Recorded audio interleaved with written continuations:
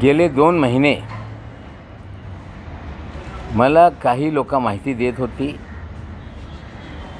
की काही पक्षाचे कार्यकर्ते, काही लोक तुमच्या घराच्या, ऑफिसच्या, शाळेची माहिती काढताय।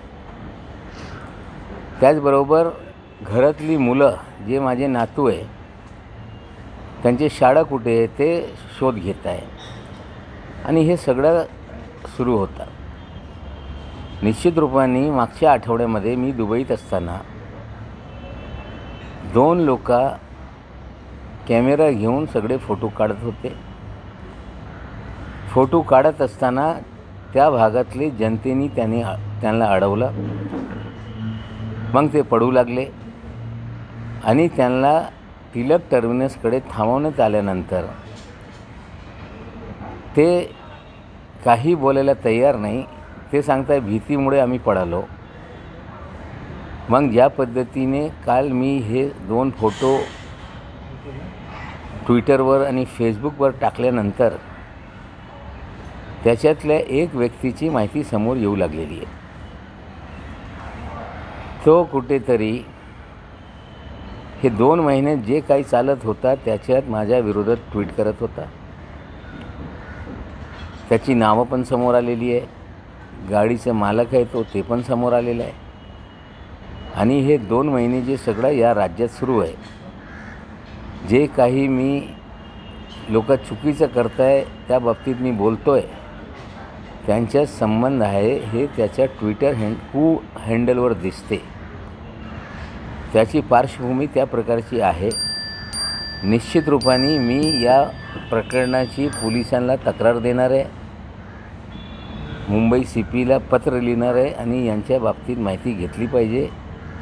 आणि काही लोकांनी मला, आमचे जे कार्यकर्ते ते माहिती देत आहे की आपण जिथे काही कागद काढायला जातो किंवा काही लोकांच्या विरोधात कुठल्याही डिपार्टमेंटला तक्रारी करणे जातो, त्याच्यातला जो समोर बसलेला माणूस आहे स्टीअरिंगवर, तो ठिकठिकाणी त्या लोकांनी त्याला पाहिलेला आहे।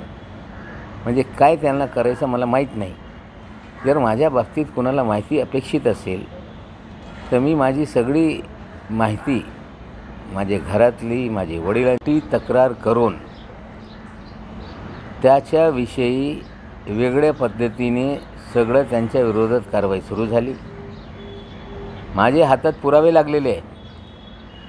माझे विरोधात स्वतः काही अधिकारी, केंद्रीय यंत्रणेचे अधिकारी स्वतः लोकांना व्हॉट्सॲपद्वारे मसुदा तयार करून पाठवत आहे, स्वतः त्यांना ईमेल ॲड्रेस देत आहे आणि त्यांच्या ईमेल ॲड्रेसच्या माध्यमातून खोटी तक्रारी माझ्या विरोधात करायला लावत आहे।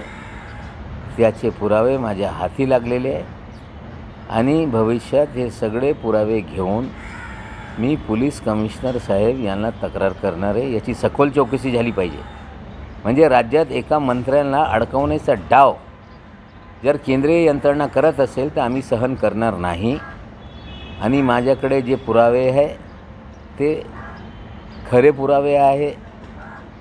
या केंद्रीय यंत्रणेचे अधिकाऱ्यांच्या व्हॉट्सॲप चॅट मला प्राप्त झालेले आहे आणि ते व्हॉट्सॲप चॅट सोबत जोडून मी मुंबई CPला हे तक्रार करणार आहे। मी अमित शहाला तक्रार करणार आहे की तुमच्या अधिपत्याखालचे अधिकारी या प्रकारे जर कामं करत असतील तर ते काय कारवाई करणार आम्ही बघू।